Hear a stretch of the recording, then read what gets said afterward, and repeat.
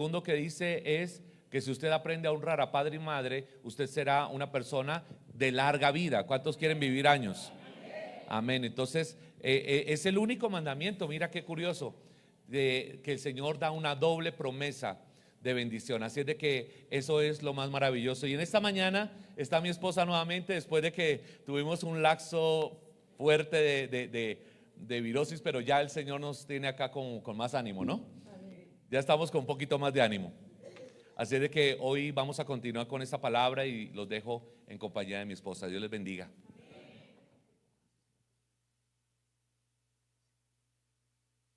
Dios bendiga a la iglesia en esta hermosa mañana. ¿Cuántos son el remanente de la salvación? Es un remanente, acuérdese que no son muchos, somos pocos.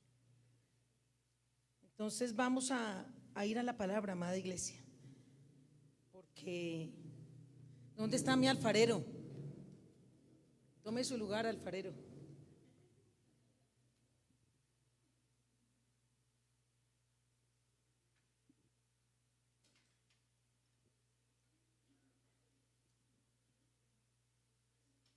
Oh, santo eres Dios. Levante sus manos y dele la gloria al Padre. Estamos aquí por Él. Usted sacó el día, es por Él, por Él. Y Dios le va a hablar en esta mañana. Ay, qué bendición tener a Cecilia. Qué lindo, qué lindo. Levante su mano y adore la presencia del Espíritu Santo. Aleluya. Señor, la gloria es para ti. Y estamos aquí por ti. Y abrimos nuestro corazón y nuestro espíritu a tu voz. Háblanos. Háblanos, Señor. Te necesitamos en esta mañana. Necesitamos tu dirección y tu palabra. Dirígenos y abre nuestros oídos para entender tu palabra. Y que sea ella nuestro deleite todos los días. Tú eres bueno, Señor, y te adoramos. Nos sujetamos a tus planes, a tus propósitos. A ti la gloria, Espíritu Santo. Aleluya. Santo.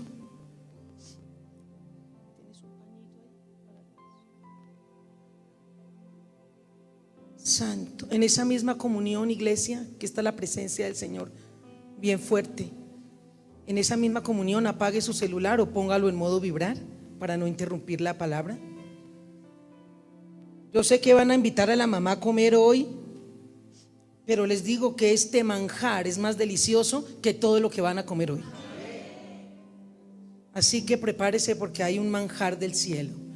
Entonces dígale a la persona que tiene a su lado: no me hable, no me interrumpas, que Dios me va a hablar hoy.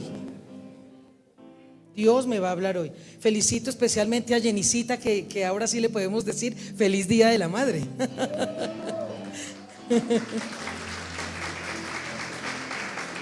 Ahora sí. Y estoy contenta de ver mi parejita hermosa, Yeshua, Marianita. Estoy feliz de verlos. Son especiales para mí. Vamos al libro de Hechos de los Apóstoles, capítulo 9, verso 1 al 17. Y hoy nos corresponde hablar del tercer vaso. Acuérdese que ya habíamos estudiado dos vasos. El vaso de honra, que estaba en la casa de toda persona judía, detrás de la puerta. Y ese vaso de honra se encargaba ¿de qué? De darle agua fresca a los que venían a ese hogar. Y también se encargaba de lavarle los pies con agua fresca a los caminantes que llegaban a la casa. Y hablamos de que cada persona en la casa tiene que ser un vaso de honra en su casa. Y el vaso de honra es aquel que busca la presencia del Señor, se llena de su palabra, se llena de su presencia y va y lo derrama sobre los habitantes de su hogar. El vaso de honra. También vimos que ese vaso de honra se vaciaba en la explanada del templo cuando hacían los sacrificios de la Pascua, cuando venían y traían los corderos y las aves, y toda la explanada del templo quedaba sucia. Llenaban los vasos de honra con agua que quedaba en el manantial, que justo quedaba debajo del templo. Llenaban los vasos de honra, y entonces con eso agua limpiaban toda la explanada del templo, porque también el vaso de honra es para servir en la casa de Dios. Eso ya lo vimos.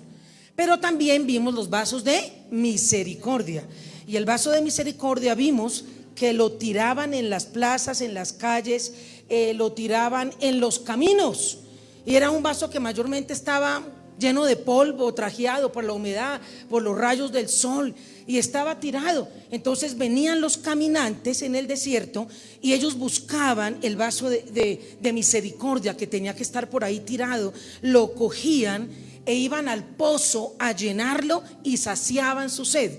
Y hablamos que el vaso de misericordia son los vasos, los que tienen un corazón de evangelistas, que van y llevan la palabra a un taxista, que llevan la palabra a la persona que nos vende la carne, que llevan la palabra a su trabajo, y en donde quiera que se paran, ellos tienen agua fresca del cielo, ellos tienen la palabra de Dios revelada en su corazón, y entonces se convierten en la voz de Jesucristo para el sediento, para aquella persona que nunca vendría a una iglesia cristiana. Hay vasos de misericordia que Dios los capacita, Dios los entrena, y ellos van y hablan a la gente que está afuera, y les hablan de que Jesús vive, que Jesús es su Salvador, que Jesús los ama. Y entonces derraman la palabra del amor del Señor en los senderos, en los caminos, en los viajes, en las paradas de bus, en las plazas de mercado. Esos son los vasos de misericordia, porque tienen misericordia del que nunca vendría a un templo. Pero hoy vamos a estudiar el vaso más importante y el que a mí más me ha conmovido, que es el vaso escogido. Diga conmigo, el vaso escogido. Y para este tema es necesario hablar del apóstol Pablo. Así que en Hechos capítulo 9, verso 1 al 17 dice así. Ponga atención a la lectura. Tranquilo, siéntese, yo lo leo y ustedes confirman. Saulo, respirando aún amenazas y muerte contra los discípulos del Señor, póngale mucho atención a la historia, vino al sumo sacerdote y le pidió cartas para las sinagogas de Damasco, a fin de que si hallase algunos hombres o mujeres de este camino, porque a los cristianos los llamaban los del camino, así lo llamaban, les trajese presos a Jerusalén. Mas yendo por el camino, aconteció que al llegar cerca de Damasco, repentinamente le rodeó un resplandor de luz del cielo, y cayendo en tierra oyó una voz que le decía: Saulo, Saulo, ¿por qué me persigues? Él dijo: ¿quién eres, Señor? Y le dijo: yo soy Jesús, a quien tú persigues. Dura cosa te es dar coces contra el aguijón. Él, temblando y temeroso, dijo: Señor, ¿qué quieres que yo haga? Y el Señor le dijo: levántate y entra a la ciudad, y se te dirá lo que debes hacer. Y los hombres que iban con Saulo se pararon atónitos, oyendo a la verdad la voz, mas sin ver a nadie. Entonces Saulo se levantó de tierra, y abriendo los ojos no veía a nadie. Así que llevándole por la mano le metieron en Damasco, donde estuvo 3 días sin ver, y no comió ni bebió. O sea, él estuvo en ayuno. Había entonces en Damasco un discípulo llamado Ananías. Diga conmigo, Ananías, a quien el Señor dijo en visión: Ananías. Y él respondió: heme aquí, Señor. Y el Señor le dijo: levántate y ve a la calle que se llama Derecha, y busca en casa de Judas a uno llamado Saulo de Tarso. Pero no es el Judas que vendió al Señor, es otro Judas. Porque he aquí él ora en casa de ese señor Judas. Él ora y ha visto en visión a un varón llamado Ananías, que entra y le pone las manos encima para que recobre la vista. Entonces Ananías respondió: Señor, he oído de muchos acerca de este hombre, cuántos males ha hecho a los santos en Jerusalén, y aún aquí en Damasco tiene autoridad de los principales sacerdotes para prender a todos los que invocan tu nombre. El Señor le dijo: ve, porque instrumento escogido me es este, para llevar mi nombre en presencia de los gentiles y de reyes y de los hijos de Israel, porque yo le mostraré, qué lindo, cuánto le es necesario padecer por mi nombre. Diga conmigo, vaso escogido. Fue entonces Ananías y entró en la casa, y poniendo sobre él las manos dijo: hermano Saulo, el Señor Jesús, que se te apareció en el camino por donde venías, me ha enviado para que recibas la vista y seas lleno del Espíritu Santo. Y al momento le cayeron de los ojos como escamas, y recibió al instante la vista, y levantándose fue bautizado, y habiendo tomado alimento recobró fuerzas. Y estuvo Saulo por algunos días con los discípulos que estaban en Damasco. Amén y amén. Ahora sí puedes trabajar, Juan David. Coge tu arcilla. Quise traer una ilustración para que mientras yo hablo, él va trabajando en el barro, porque así es Jesús. Él está trabajando en su vida todo el tiempo, y está dándole la forma que él quiere. El Señor mismo llama a Saulo de Tarso instrumento escogido, vaso elegido para ser útil en las manos de Dios. Pero resulta que el proceso para formar el barro es un proceso largo, porque lo primero que hace el alfarero cuando tiene el barro en sus manos es quitarle las impurezas. Paso número 1, quitar las impurezas. Entonces aquí vemos a Juan David. Él está trabajando en el barro y le está quitando las impurezas, lo que se ve mal, lo que está duro, lo que no deja moldear el barro. El alfarero primero quita las impurezas meticulosamente, y luego, cuando la masa está limpia, el alfarero comienza a golpear la masa con sus puños, a darle forma fuerte con sus puños, porque es la manera que el alfarero tiene para moldear ese barro. Después de darle muchos puños, comienza a arrojarla violentamente contra la mesa de trabajo. Duro. Y la arroja una y otra vez. Ese es el trabajo de un alfarero. Y ese es el trabajo del alfarero, que es el Señor Jesucristo, con la masa que somos nosotros. Y entonces la coge con sus puños y le da forma y la lanza violentamente contra una mesa. Y pareciera que fueran unos cantazos durísimos, pero es necesario. Diga conmigo, es necesario. ¿Por qué es necesario? Porque es la única manera de quitarle el aire a ese barro, porque ese barro está lleno de aire, y si el aire entra al horno, entonces ¿qué pasa con la vasija? Se quiebra. Cuando entra al horno la vasija se quiebra, se rompe. Entonces, ¿qué tiene que hacer el gran alfarero? Tirarla fuerte contra la mesa para que el aire se le vaya, y entonces la masa esté compacta, esté completa, para que el propósito del alfarero se cumpla en esa masa. Así que cuando ya la ha golpeado, obtiene la más alta calidad de barro, la más alta calidad. Luego de ese violento proceso, la masa está lista para ser moldeada, para ser formada. Pero resulta que eso que quiere hacer el alfarero, él tiene un concepto en su mente de cómo él quiere esa masa. Él ya tiene en su mente un diseño, él ya tiene en su mente una figura, él ya tiene en su mente cómo quiere esa vasija en su mano. No es el barro decirle al alfarero: es que yo quiero ser así, es que yo quiero que tú me hagas de esta manera o de la otra. No, el barro es solo barro. El alfarero es el que da las órdenes. Y entonces el alfarero en su mente ya tiene un diseño de qué hacer contigo y conmigo, que somos barro en sus manos. Y ese diseño no puede venir de mí ni puede venir de usted. El diseño viene de Dios. Así como cuando Dios llevó a Moisés al monte y le enseñó el diseño del tabernáculo de reunión. Y le dijo: Moisés, quiero que hagas el tabernáculo de acuerdo al diseño que yo te enseñé en el monte. No son tus diseños, no son tus formas, no son tus maneras ni las mías. Es a la manera de Dios, a la forma de Dios, como Él quiere hacernos a nosotros. Pero hay mucha gente que dice: no, yo estoy orando para que esto suceda, yo estoy en un ayuno de tantos días para que esto ocurra. Y yo vengo a decirte algo que quizás te voy a desinflar el globito en esta mañana. La oración no es para mover la mano de Dios como nosotros se nos dé la gana. La oración tampoco es para manipular a Dios para que nos dé lo que nosotros se nos dé la gana.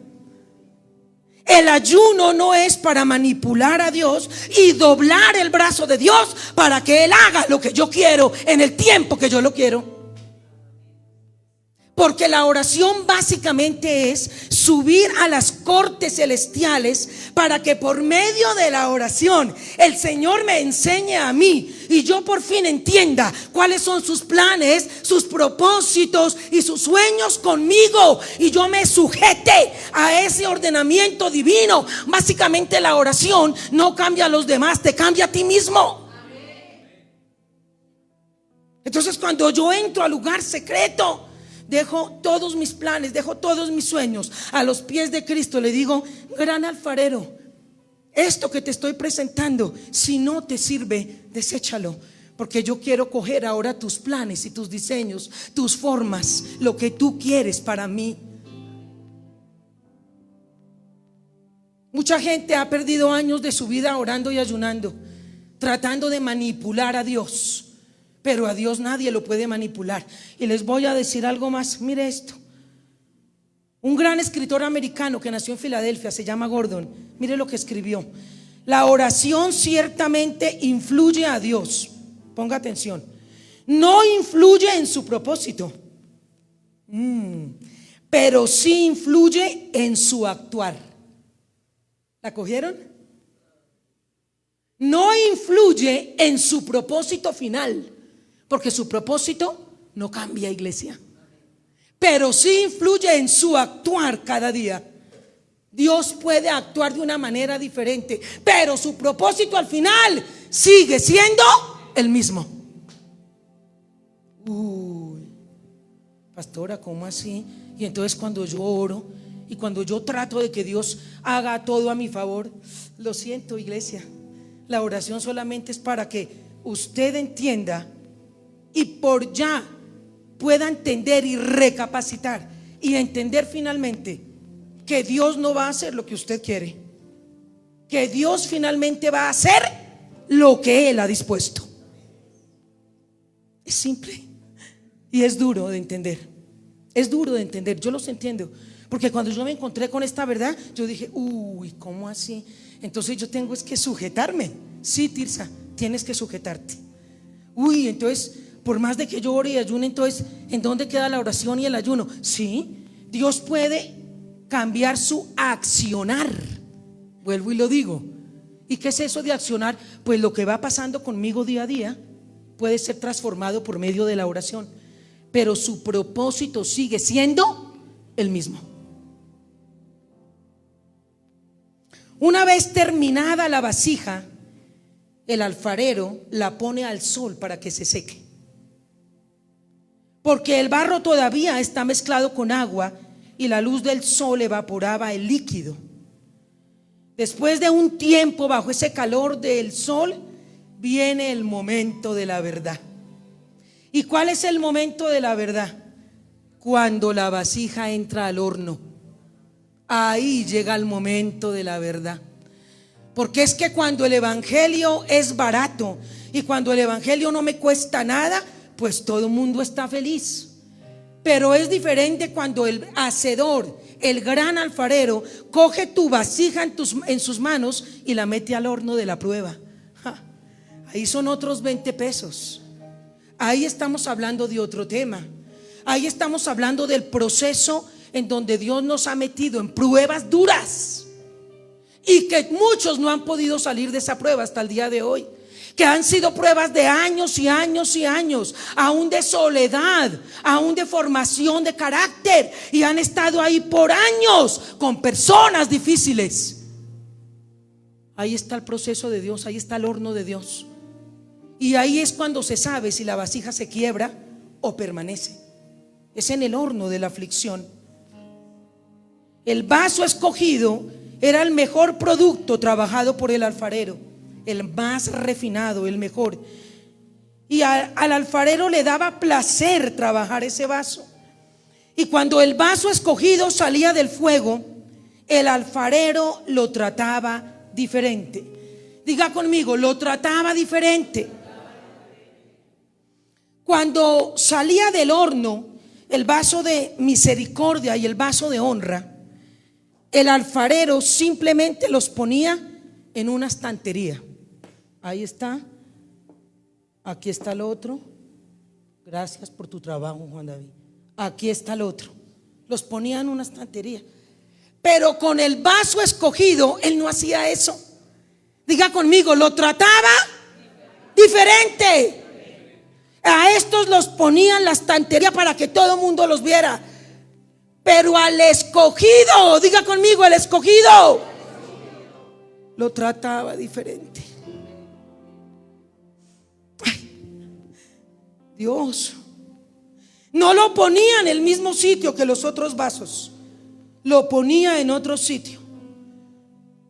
En los mercados orientales hoy en día, los vasos de honra y los vasos de misericordia, que son designados para usos cotidianos, como llevar agua, como las bebidas, son puestos en estanterías para que los clientes elijan de mucha variedad. Porque cuando usted va a Israel y va a una alfarería, hay mucha variedad, mucha forma, son demasiados. Pero no es así con el vaso escogido. El vaso escogido tiene otra ubicación. Diga conmigo, otra ubicación.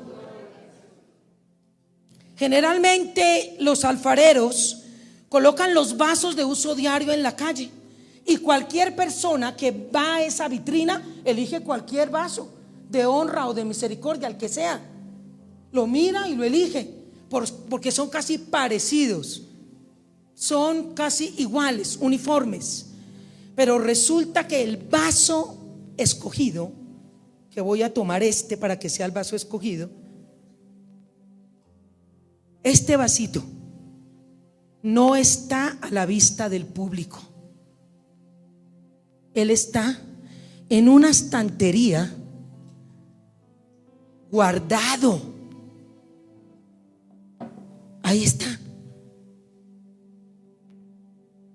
No está para que todo el mundo lo vea en una estantería y lo elijan y lo aplaudan y digan, wow, qué vaso tan bonito.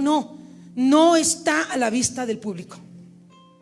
Estos vasos están guardados en un lugar seguro. Escuche, y solamente se le mostrarán a aquella persona que los necesite. ¿Cómo llegaba un vaso a ser un instrumento escogido?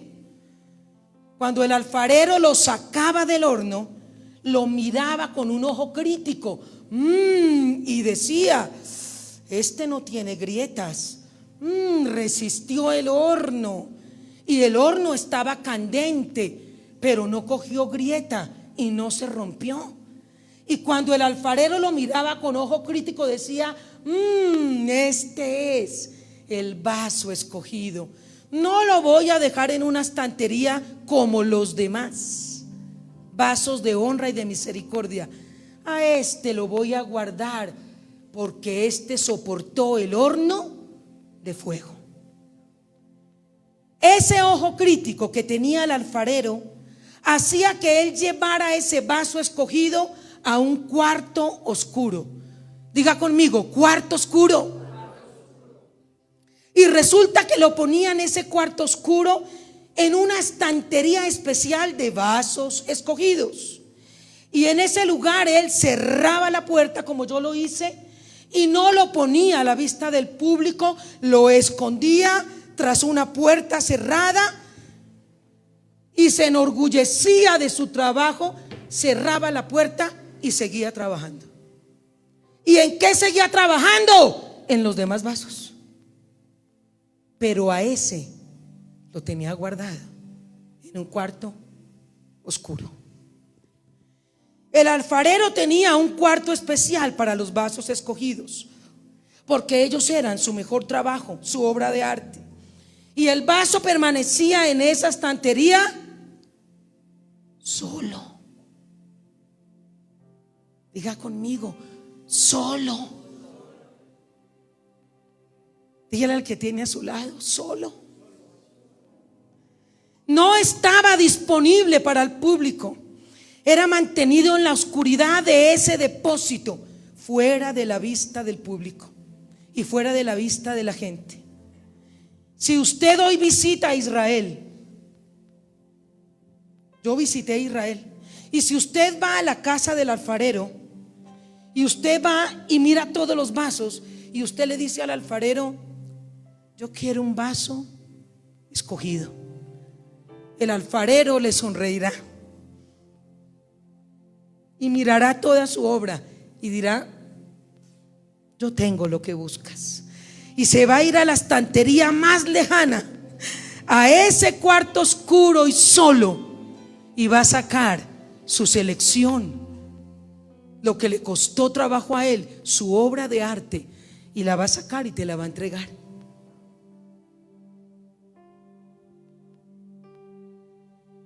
Escuche, nadie más puede elegir un vaso escogido, solo Dios. Usted no se puede elegir usted mismo. Un pastor no lo puede elegir a usted. Un profeta no lo puede elegir. El único que puede elegir un vaso escogido es Dios. Y entonces solo el alfarero, nadie más, va a entrar a ese cuarto oscuro y va a sacar ese vaso que ha estado solo por mucho tiempo y va a decir: llegó tu momento. Alguien está preguntando por ti. Y va a ir a ese cuarto oscuro y va a sacar ese vaso que lleva su nombre. Juan 14:16 dice: no me elegisteis vosotros a mí, sino que yo os elegí a vosotros y os he puesto para que vayáis y llevéis fruto y vuestro fruto permanezca. Entonces yo tengo un conflicto con los llamados al altar, porque los llamados al altar es: venga, venga si quiere aceptar a Cristo. Y yo quiero decirle que la Biblia no tiene ni siquiera un solo llamado al altar. Es Dios quien te elige a ti. Tú no eliges a Dios. Vengan al altar como Jesús, como si Jesús fuera tan chiquitico. Voy a elegir por Él. Por favor, iglesia, Él es el creador de los cielos y de la tierra. En su mano están las profundidades del mar. Con su mano sostiene el globo terráqueo. Él es Dios. Él no necesita de ti, ni de mí, ni de nadie. Él es autosuficiente, eterno, soberano y poderoso. Y dice la palabra: yo os elegí a vosotros. Así que el que elige es Él. Tú estás aquí por su gracia, bondad y misericordia. Tú estás aquí porque Él te eligió. Tú estás aquí porque su gracia se mostró a tu favor. Tú estás aquí porque Él te señaló desde antes de la fundación del mundo. Él tenía tu nombre en cuenta y te dijo: mía, mío eres tú. Yo soy un pedazo de carne. Estos somos nosotros, barro. Y como dice mi hermano que predicaba un día que se me quedó: la tierra tiene un hueco en donde está clamando el pedazo de polvo que es usted. Y la tierra lo está esperando. Así que todo termina en el polvo, porque polvo eres y al polvo. Y Él sigue siendo rey. Así que eso de que venga, acepte a Jesús, está bien. Es una oración que entró en la doctrina de la iglesia. Vamos a seguirlo haciendo. Pero yo quiero aclararte algo. El que elige es Él.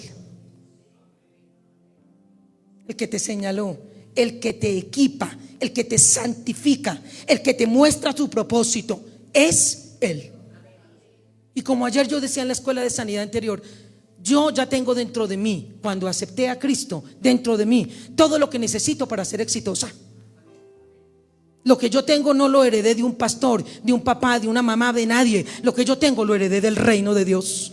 Él es el que me capacita, Él es el que me entrena. De Él viene la sabiduría, de Él viene el conocimiento, de Él viene el poder, de Él viene todo, iglesia. En su mano está todo. Acordémonos cuando Pedro comenzó a predicar y se convirtieron 3,000, y luego en el segundo se convirtieron 5,000. Él era un pescador del vulgo, y cuando comenzó a hablar, la gente estaba atónita escuchando a Pedro y decía: ¿no es este el que era pescador? Era gente del vulgo, sin educación, pero mírelo cómo habla. Y yo vengo a decirte, él hablaba así porque el Espíritu de Dios le revistió de poder y de autoridad. Así que el que capacita no es un hombre, el que capacita es Jesucristo. Usted es capaz. El Espíritu de Dios está sobre su vida. El mismo Espíritu de Dios que habita en mí es el mismo Espíritu que habita en usted. Por lo tanto usted es capaz. Por lo tanto usted es bendecido. Por lo tanto usted es prosperado. Por lo tanto usted sabe hablar. Usted sabe expresarse. En usted está el poder de los cielos. Ayer yo le decía a la escuela, decía: no se le puede hacer sanidad interior a una persona que entiende la potencia de Dios dentro de él. Porque una persona que ha entendido la potencia de Dios dentro de uno, que su Espíritu Santo habita dentro de mí, no necesita que la sanen del rechazo, ni del temor, ni que le hagan nada. Porque esa persona entiende y sabe quién es en Jesucristo. Sabe su identidad, sabe para dónde va, tiene comunión con Dios, se sujeta a la voz del alfarero. El problema está cuando no nos queremos sujetar a la voz del alfarero y queremos hacer lo que queremos. Y ahí es que nuestros planes se tuercen y se dañan y comenzamos a llorar y a padecer dolor. Pero yo vengo en esta mañana a decirte: sujétate a los planes del alfarero. No busques tus planes, busca los de Él y pregúntale: ¿qué tú tienes para mí, Señor? ¿Cómo así, pastora, que Dios elige? Entonces, ¿yo qué hago aquí? Vaya conmigo a Romanos 9, 10 al 16. Romanos capítulo 9, verso 10 al 16. Y habla del ejemplo de Isaac y Rebeca. Usted sabe que ella tenía gemelos en el vientre. Ella tenía sus gemelos, pero mire lo que dice del 10 al 16. Y no solo esto, sino también cuando Rebeca concibió de uno, de Isaac nuestro padre, pues no habían aún nacido, ni habían hecho aún ni bien ni mal. Ponga atención. ¿De quiénes está hablando? ¿De qué gemelitos está hablando? Gracias, iglesia. De Jacob y de Esaú. Esos niños no habían nacido. Esos niños no habían hecho todavía ni bien ni mal, no habían hecho nada. Estaban en el vientre de su mamá, no habían hecho nada. Pero para que el propósito de Dios, conforme a la elección, permaneciese, no por obras. Pastoras, que yo he hecho mucho, yo ofrendo, yo diezmo, yo vengo acá a la iglesia, yo soy diácono, es que yo he estado aquí por años. Iglesia, eso no le sirve de nada, porque es que el que elige es Cristo. Y mire lo que dice: no es por obras. Bueno, usted puede cantar muy bonito, usted puede hacer lo que quiera, pero es que la salvación no es por obras, sino por el que, dígalo, se le dijo por decreto eterno, porque Dios lo hizo así, porque su propósito se va a cumplir a pesar de todo. ¿Qué le dijo? El mayor servirá al menor. Como está escrito: a Jacob amé, mas a Esaú no, amé menos. Esa es una traducción que no es correcta. Amé menos. ¿Qué pues diremos? ¿Que hay injusticia en Dios, iglesia? ¿Vamos a hacer a Dios injusto por eso? ¿Porque Él selecciona gente y la usa con un propósito? No, Dios no es injusto por eso. En ninguna manera, dice. Pues a Moisés dice: tendré misericordia del que yo tenga, y me compadeceré del que yo. Esto está duro. Así que no depende del que quiere, ni del que corre, sino del que Dios tiene.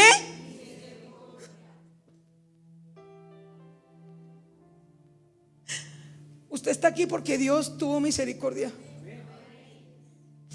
Yo estoy predicando porque Dios tuvo misericordia. César toca el piano porque Dios tuvo misericordia. Usted tiene hijos, tiene una casa, solo por su gracia y misericordia. Todo lo que tenemos y lo que vamos a tener solo es por gracia. Escuche, no hay nada en mí. Y dígalo conmigo: no hay nada en mí. Dígaselo a usted: no hay nada en mí. No hay nada en mí. Lo único que podemos hacer frente al alfarero es decirle: hágase conmigo conforme a tu palabra. ¿Quién dijo eso? María, la madre del Señor. Hágase conmigo conforme a tu palabra. Escúcheme. Entonces comienza a asaltar nuestra alma, y nuestra alma nos dice: pero si usted se sujeta a los planes de Dios, eso va a ser muy duro, usted va a comenzar a sufrir. No, escuche.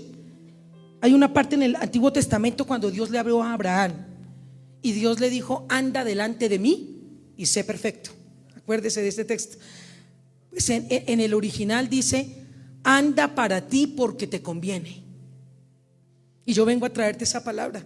Si el Señor en esta mañana te está diciendo: sujétate a la forma que te quiero dar, iglesia amada, te conviene.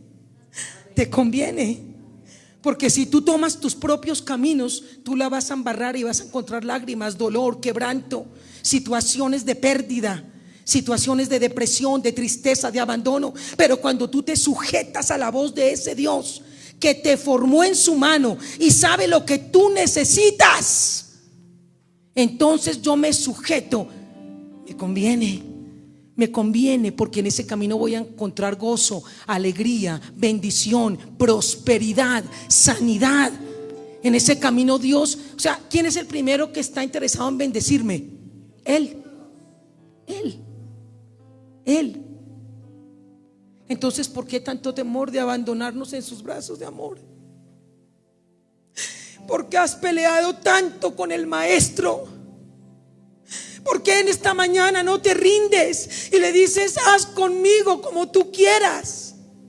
Yo me rindo y dejo de pelear y suelto mis armas, porque he estado con armas toda mi vida, defendiéndome de uno, de otro, tratando de luchar y armar mi propio camino, y me ha costado lágrimas, me han herido en el camino. Pero hoy yo he entendido esta palabra y yo me abandono en los brazos de mi Maestro, porque Él sabe y tiene lo mejor para mí. Él cuida de mí porque Él es papá. El papá que no tuviste es Jesucristo. Él es el papá perfecto, Él es el esposo perfecto, Él es el amigo perfecto. Cuando tú lo conoces íntimamente, tú entiendes. Y tú comienzas a ver y a entender: ese Señor, ¿de qué me había perdido yo? Si caminar contigo es maravilloso, es precioso, ha traído gozo a mi vida inefable. No pelees más con Dios. Si Él te quitó, sea su nombre bendito. Si Él alejó a alguien, sea su nombre bendito. Si no te llegó esa provisión, sea su nombre bendito. Si te están dando de codo y te están menospreciando, sea su nombre bendito. Si no te salió ese viaje, sea su nombre bendito. Porque estamos en el alfarero, en el taller del alfarero. ¿Sabe usted por qué solamente el alfarero puede elegir un vaso escogido? Porque ese vaso que él elige con su mano no le va a hacer pasar vergüenzas. Ahí está la diferencia entre un vaso de honra, un vaso de misericordia y uno escogido. El escogido no le va a hacer pasar vergüenzas al maestro, porque lo formó bien y soportó el horno. Es un producto de las manos del alfarero que él se siente orgulloso. No tiene grietas, no tiene fisuras, está completo. Y después de seleccionarlo, el alfarero estampa su nombre y su firma en la obra terminada, igual que lo hace un pintor con una obra de arte. Representa su nombre, es su mejor obra. Y el Señor le dice a Ananías lo que leímos en Hechos 9: ve, porque vaso escogido me es este para llevar mi nombre. El Señor pone su nombre en los vasos escogidos. Él estampa su firma. Y Él dice: la elegí a ella, elegí a Sandra, elegí a María, elegí a José, elegí a Carlos, a Jaime, porque ellos no me van a hacer pasar vergüenza. Ananías era un vaso de honra, un humilde siervo del Señor, Ananías, y era un discípulo de la ciudad de Damasco. Y Dios le habló en visión a Ananías, posiblemente mientras él estaba adorando al Señor, y le dijo: tú tienes que ir a ayudar a Saulo. Eso está en Hechos 9, 10 y 11. Vamos allá, porque esta historia es demasiado hermosa. Versos 10 y 11. Y el Señor le dijo: levántate, ve a la calle que se llama Derecha y busca en casa de Judas a uno llamado Saulo de Tarso, porque aquí él está orando y ha visto en visión a un varón llamado Ananías que entra y le pone la mano encima para que recobre la vista. Así que le dice a Ananías: ve y pon tu mano sobre Saulo. Él va a recobrar la vista, él va a recibir el Espíritu Santo y vas a entregarle todo lo que yo te he entregado a ti, y vas a entregarle esa palabra a él. Y entonces viene un vaso de honra. Ananías es un vaso de honra, y ese vaso de honra, un humilde siervo del Señor, va y se encuentra con el vaso escogido, Pablo. Y entonces le pone las manos y dice la palabra del Señor que recibió el Espíritu Santo. El material del vaso de honra es el mismo del vaso escogido. La diferencia es el proceso de cocción. El fuego es el que hace la diferencia. Dígale a la persona que tiene a su lado: el fuego hace la diferencia. El fuego aumentó con su calor el valor de la pieza, y el artista produce algo que le da mucho orgullo. Así que Ananías se asusta, le dice: pero Señor, ese tal Saulo es el que se la pasa metiendo a los cristianos en la cárcel en Jerusalén, y ahora aquí está en Damasco y tiene el poder de los principales para encarcelarlos. Yo creo que ese es un engañador.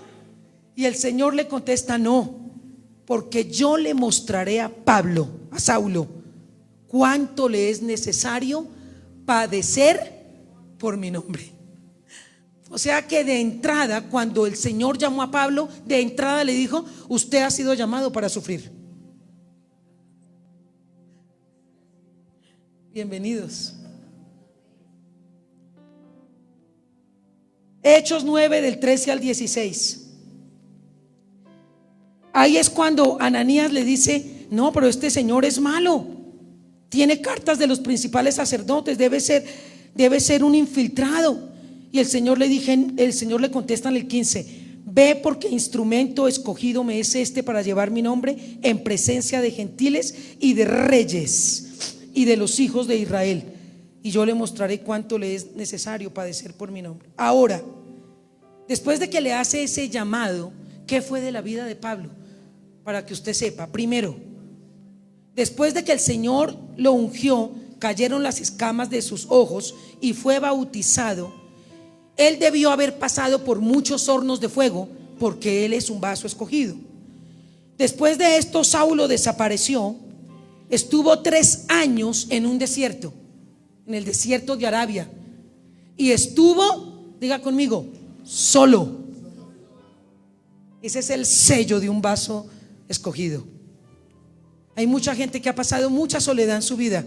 Solo Dios los forma en la soledad. Gálatas 1:17. Vamos allá. Gálatas 1:17.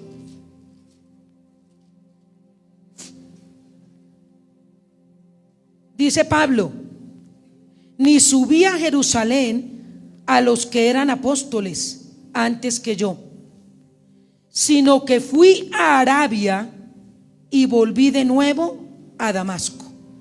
Quiere decir que cuando el Señor lo ungió, Pablo estuvo 3 años en un desierto solo. Fue un periodo de preparación espiritual y donde Dios le entrenó profundamente. Y ese fue su primer horno de fuego. Luego permaneció 14 años en su ciudad natal, porque él es Saulo de Tarso. Así que se fue a su ciudad natal, que era Tarso, y permaneció 14 años. ¿Y qué hizo en esos 14 años Pablo, el gran apóstol de Jesucristo, al que le debemos casi todo el Nuevo Testamento? Y todas las epístolas casi son de Pablo, al cual el Señor le reveló casi la mitad de la Biblia. ¿Qué hizo Pablo a los 14 años en Tarso? Fabricar tiendas de campaña. Era su tarea, básicamente su trabajo. Aprendió a fabricar tiendas de campaña, y ese fue su segundo horno de fuego. Yo no sé si tú te has preguntado esto: Señor, tú me ungiste, tú me quitaste las vendas de los ojos, recibí el Espíritu Santo, soy bautizado. ¿Yo qué hago en este cuarto oscuro tantos años y trabajando para la misma compañía? Si mi corazón arde por ti, arde para ser llamado para una misión, pero nada pasa. Estoy en un trabajo por años y años y nada pasa, y mi corazón arde por ti, pues tú eres un vaso escogido. Pablo fue un hombre que tuvo una visión de Jesucristo camino a Damasco. Fue llevado al tercer cielo, donde oyó palabras inefables que él no le es dado al hombre expresar. Segunda de Corintios 12, para los que están anotando.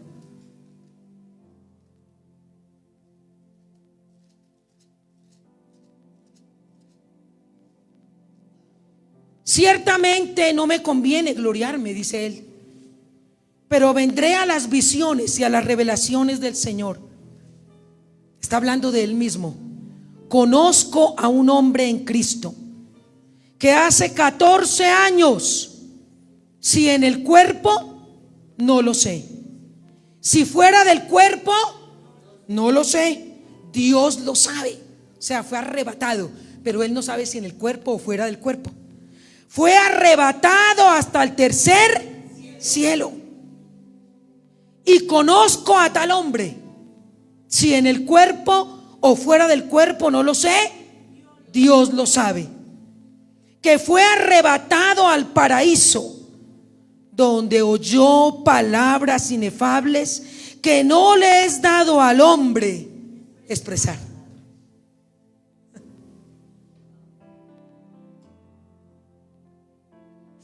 En un desierto, dice que fue hace 14 años.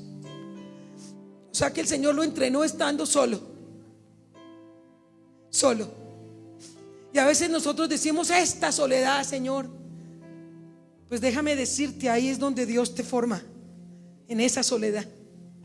Señor, y este abandono, soy mujer abandonada y triste de espíritu, me abandonaron con mis hijos. Ahí Dios se va a revelar a ti, en ese cuarto oscuro y solo.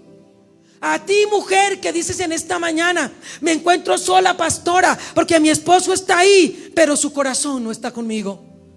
Dios te dice en esta mañana: Dios se va a revelar a ti en ese cuarto oscuro y solo.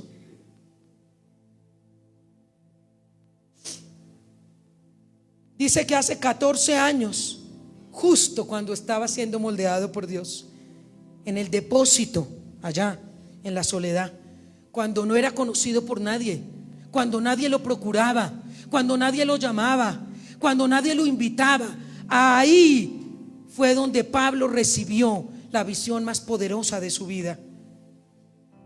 Pablo pasó muchos hornos de fuego, y esos hornos de fuego duraron 17 años, desde el día de su llamado en la calle que se llama Derecha, en Damasco. Recuerde esto, que el alfarero toma su mejor vaso. Por eso yo mandé traer este, porque este tiene escultura. Mire qué belleza, una escultura. El alfarero toma su mejor vaso. Este es el mejor vaso, mire qué belleza, donde él tiene su nombre, donde él ha puesto su nombre, y lo esconde en ese depósito, en un cuarto oscuro. Y ese cuarto oscuro de soledad donde pasan años es el cuarto de la disciplina. Diga conmigo, cuarto de la disciplina. Y en ese cuarto de la disciplina el Señor no se apura. Nosotros nos apuramos, ¿cierto que sí? Pero ¿cuándo? Mire, me van a llegar los 50 y nada, me van a llegar los 60 y nada. Pero ¿cuándo? Ya estoy envejeciendo, tengo menos fuerzas. ¿Cuándo? ¿Ustedes no les pasa? A mí me pasa todos los días. Yo le digo a mi esposo, pero ¿cuándo? Y él me dice, ¿cuándo? Yo no sé cuándo. ¿Cuándo, Señor? ¿Usted no se ha preguntado eso? Señor, he orado por esto tantos años. ¿Cuándo, Señor? Y el Señor te deja en ese cuarto y Él no se apura, pero Él hace algo especial. Él va al cuarto algunas veces y abre la puerta y mira su vaso y se deleita en su vaso.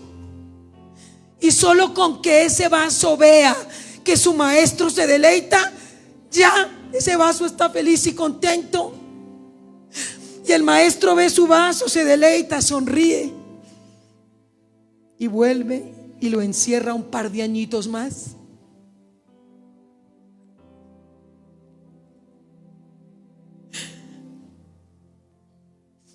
Pero hay algo especial. El vaso escogido, solo con la mirada de Dios, se siente completo. Se siente completo, que no le hace falta nada, solo porque su mirada está sobre Él. Ese vaso escogido es como cuando el escultor trabaja en la piedra con un cincel. ¿Ustedes han visto eso? Y le da duro a la piedra con un martillo.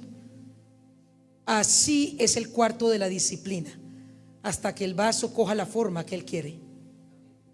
¿Y nos va a doler? Sí, iglesia. ¿Cuántos han probado el cincel del alfarero? Duele. Duele cuando Dios te quita, cuando Dios te pide algo. Duele cuando las cosas no cambian. Duele cuando es lo mismo. Duele, o sea, duele. Duele cuando tú sabes que no puedes hacer nada, pero el Señor está permitiendo cosas. Y tú dices, pero Señor, ¿qué es esto? ¿Por qué permites tal cosa? Y a uno le duele. Isaías 49:16. He aquí que en las palmas de mis manos te tengo esculpida. Delante de mí están siempre tus muros. Wow. Puedes levantar tu mano y decir, Señor, gracias por esculpirme en tus manos de amor. Ayúdame a esperar mi momento. Ayúdame a esperar en este cuarto oscuro solo. Yo quiero tu forma, no la mía. Quiero que tú me enseñes. Quiero que tú me reveles tus planes en mi corazón. Aquí estoy, Señor, en este cuarto, esperando tu llamado.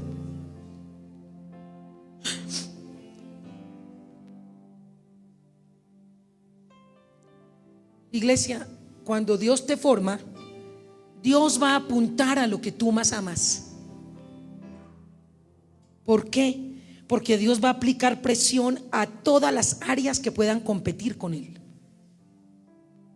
Entonces, si tú amas mucho a tus hijos, ahí va a estar el cincel de Dios. Si tú amas mucho el dinero, ahí va a estar el cincel de Dios para formarte, porque el dinero no puede competir con Dios.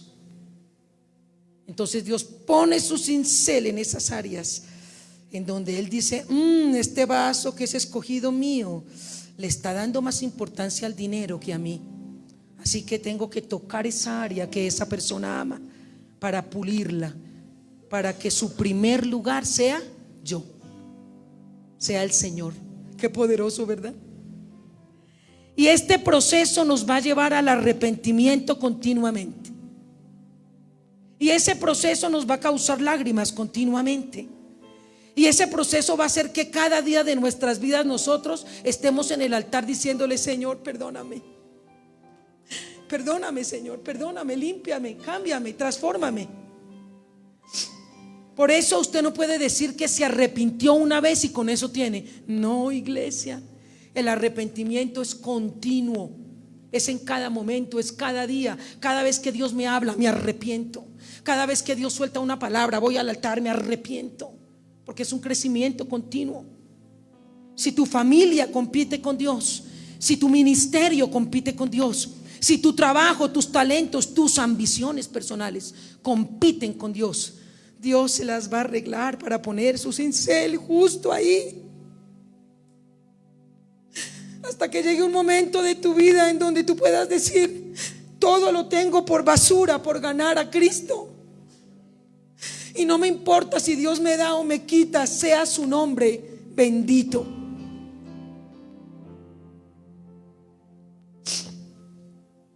Algunos que están ahí sentados están pensando: Señor, pero yo pensé que tú me habías llamado a un ministerio grande. Yo pensé que yo ya iba a salir de este cuarto oscuro. Yo pensé que tú me habías dado talentos, unción, palabra. Yo ya estoy para predicar, yo ya estoy para brillar, yo ya estoy para salir, para abrir una empresa, yo ya estoy capacitado. Pero el Señor les dice: no, todavía debes estar en ese cuarto oscuro un par de añitos más, porque si te expongo, me arriesgo. Escuche, si la expone antes de tiempo, se arriesga a que lo haga quedar en vergüenza. Por eso no podemos saltarnos los procesos de Dios, hay que vivirlos. Hay mujeres que están pasando procesos con sus esposos durísimos. Tienes que pasarlo, y tienes que pasarlo no como una esclava, una persona que no tiene visión, sino como una vencedora. Estoy pasando este proceso, pero yo voy venciendo y para vencer. Estoy pasando este proceso, pero yo sé que mi Cristo vive. Y yo sé que un día Él me dará la victoria. Estoy pasando este proceso, pero me voy a secar mis lágrimas y caminaré con gozo a la victoria, porque yo soy una hija amada por mi Padre. Estoy pasando este proceso, pero yo sé que no es mi punto final. Esta es una coma en mi vida. Mi punto final lo dice Dios. Estoy pasando este proceso, pero me quito las vestiduras de esclavitud y me pongo las vestiduras de princesa, y lo voy a atravesar con autoridad, y lo voy a atravesar con dignidad, y lo voy a atravesar con gozo, sabiendo que mi felicidad no viene de esto. Mi felicidad viene de arriba. Esa me la da mi Padre Celestial, esa me la da mi Señor. Y cuando yo camino de la mano con Él, yo tengo una sonrisa, no importa lo que esté pasando. Ese vaso escogido, el Señor lo tiene reservado para una ocasión especial. Va a llegar un día en que Dios te va a sacar de ese cuarto y va a decir: llegó tu asignación.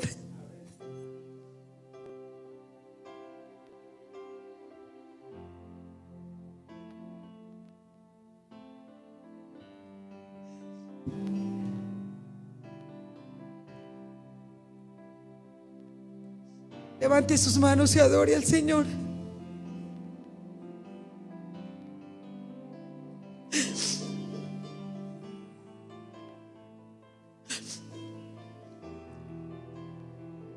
Va a llegar un día, iglesia, en que el Señor te va a sacar de ese cuarto oscuro y te va a decir: llegó tu misión, llegó tu asignación y llegó tu tarea.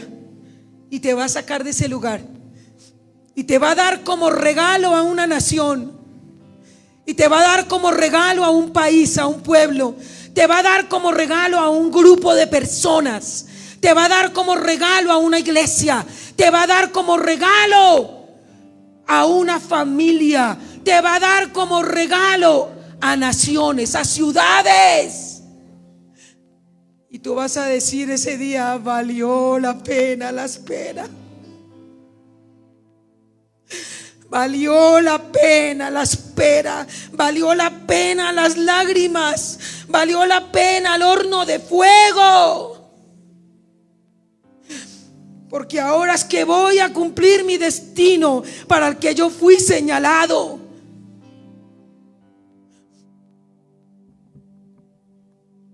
Posiblemente usted sabe que Dios lo llamó. Con esto termino. Posiblemente usted sabe que Dios tiene un propósito para su vida, pero en este momento ha pasado pruebas, hornos, pero usted está listo para servir al Señor y usted reconoce que el Señor lo ha llamado. Pero yo con esto finalizo. Hay una cualidad, hay un sello que tienen los vasos escogidos, que no lo tienen los demás vasos. Y se llama conciencia de la presencia de Dios. Este es el sello, esta es la cereza de este sermón. Diga conmigo: conciencia de la presencia de Dios. ¿Y qué es eso? Los vasos escogidos tienen una conciencia tal de la presencia de Dios dentro de ellos. No pueden mentir. No puedo mentir. Me voy a meter en un problema terrible, pero es que no puedo mentir. No puedo contestar, no puedo vengarme. Tengo el derecho a vengarme, pero no puedo vengarme. Tengo que esperar que Dios pelee por mí en este caso. Puedo contestarle a alguien porque estoy en mi derecho. Esta persona me hizo daño, pero no puedo contestarle porque tengo que parecerme a Cristo. No puedo defenderme. ¿Usted sabe lo que es no defenderse? ¿Usted sabe lo que es ver injusticias y quedarse callado?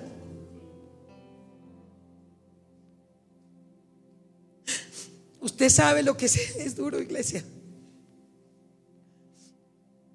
Pero el vaso escogido prefiere: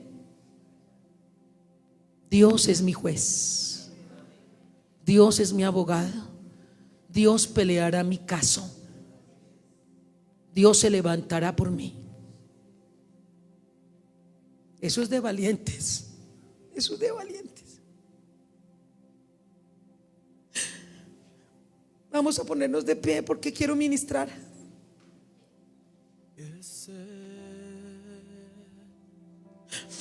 Por el que estoy gastando mi vida,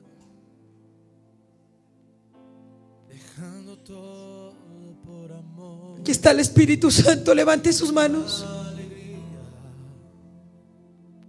Dueño de mis días. Levante sus manos bien alto y adore con esta canción. Es Él. Por el que estoy gastando mi vida, dejando todo Por amor y con alegría, dueño de mis días. Y es Él. Es Él, por Él que estoy gastando mi vida, perdiendo todo por amor y con alegría, dueño de mis días. Y es Él, y es Él,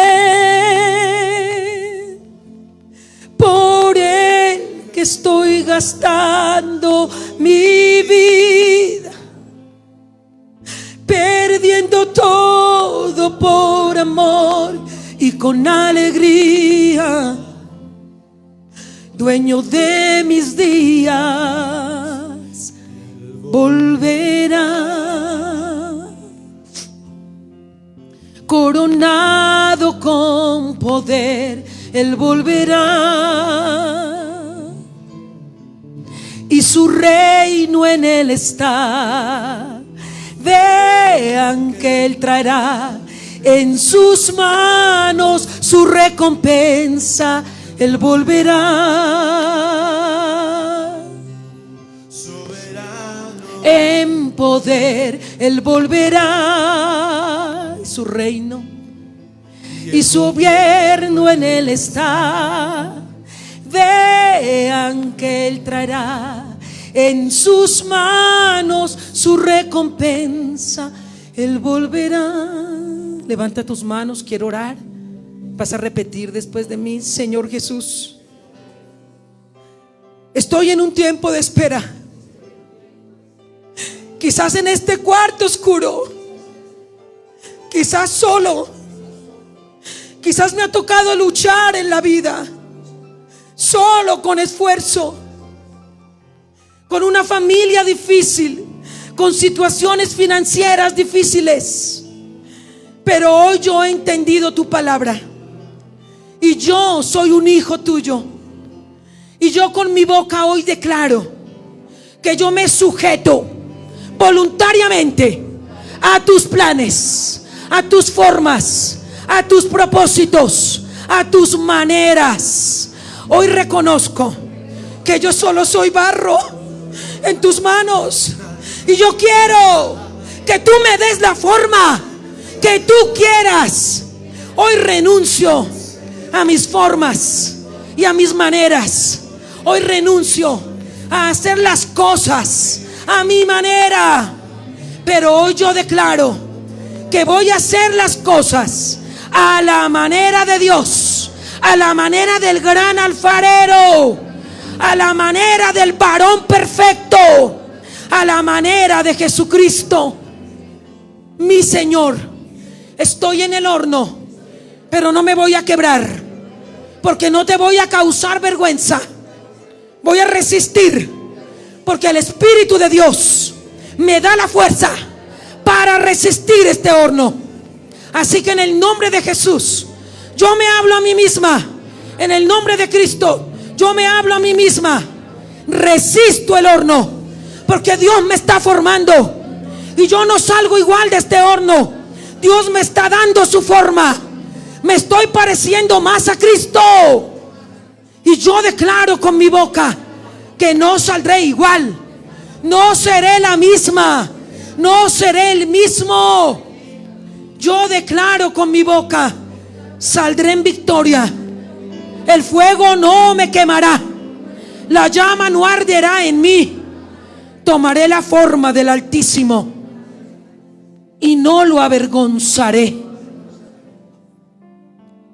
Así, Señor, que si a ti te place sacarme de este cuarto oscuro, esperaré mi momento cuando tú pronuncies mi nombre, porque mis oídos oirán que tú pronunciarás mi nombre, porque va a llegar el día en que tu boca pronunciará mi nombre, y me llamarás y dirás: llegó tu momento, sal, porque te necesito, porque te envío, porque te equipo, porque te he capacitado para que bendigas a cientos de personas, porque te he formado para que bendigas a tu familia, porque has soportado lágrimas, pero has sido fiel y te has mantenido fiel hasta el final. Por eso hoy pronuncio tu nombre y te pondré como bendición de naciones y de muchas personas.